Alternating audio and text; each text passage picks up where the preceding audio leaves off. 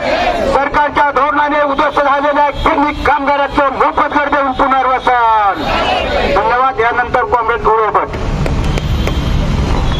सर्वप्रथम माझं मनोगत व्यक्त करण्याच्या पूर्वी तुम्ही सगळ्यांनी वर्तमानपत्रात आणि सगळीकडे बातमी वाचली असेल की कॉम्रेड प्रेमा पुरव यांचं पुण्यामध्ये काल परवा दुःखद निधन झालं. जुने सगळे गिरणी कामगार आणि या सगळ्या परिसरातल्या मुंबईतल्या सगळ्यांना जनतेला प्रेमा पुरवचं नाव माहिती आहे की त्या स्वातंत्र्य सैनिक सुद्धा होत्या. भारतीय महिला फेडरेशनच्या द्वारे त्या संयुक्त मांडली चळवळ असेल, महागाईच्या चळवळीत सुद्धा अग्रेसर होत्या.